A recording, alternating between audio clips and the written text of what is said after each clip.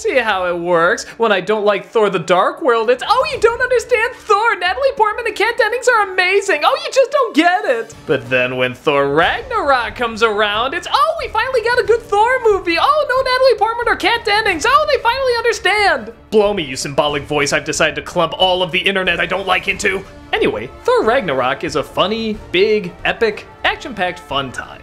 It's not especially deep or very meaningful, but it finally gives us a story and visuals that look on par with what Thor was, or at the very least, an 80s rock cover, which is what Thor should be, damn it!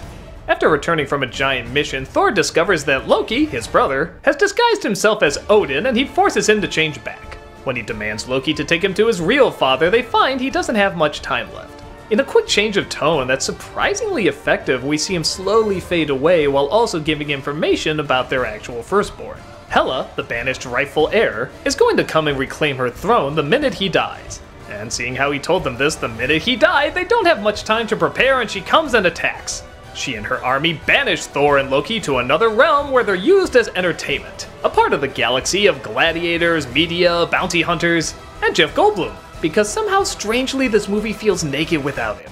Thor is captured to fight for ruler Goldblum's amusement, and wouldn't you know it, one of the other captured gladiators is the Hulk. The problem is though, the Hulk has stayed the Hulk for a long time. He hasn't turned back human in quite a while. So Thor has a lot on his plate. He has to turn the Hulk back to himself, escape, defeat his sister, and also stop Ragnarok, the destruction of his entire kingdom. So that's quite a lot to throw at you in one movie, and smartly the film doesn't take it too seriously.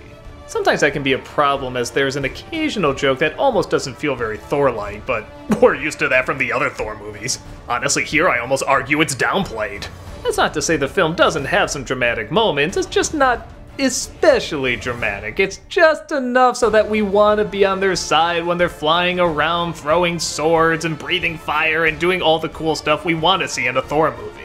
The laughs make us enjoy them more. The effects show the cool things they can do while they're making us laugh. So when we get to the really big action sequences, we're entirely on board.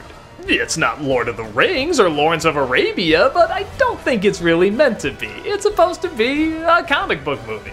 A comic book movie of gods fighting each other and blowing shit up and saying cool one-liners. At the center of it are the incredibly charming characters. The one good thing in every single Thor movie is always Thor himself. Chris Hemsworth is just so charming, whether he has to be funny, whether he has to be badass, whether he has to be big, whether he has to be subtle, he works for whatever's needed.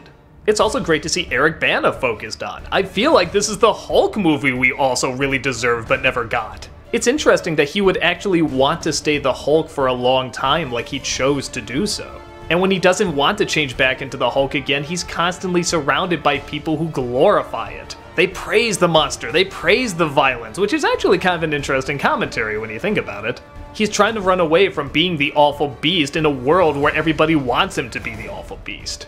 You could almost argue that's the Hulk's complicated movie history in a nutshell. I also like this drunk bounty hunter who's got a real tragic backstory, but still gets a lot of good laughs as well.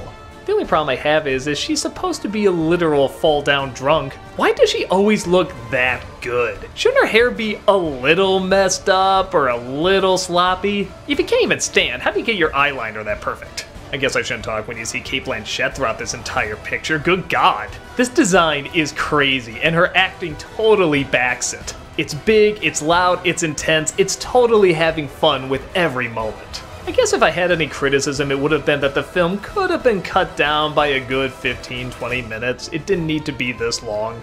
I also argue that maybe a little bit more drama would have been welcomed, but I am still happy with what we got, especially compared with the other two.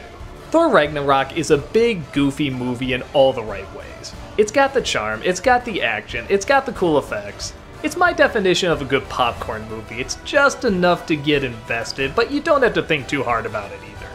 It's just stupid fun that took a lot of smart planning to accomplish. Cross the rainbow bridge and enjoy your hammer time.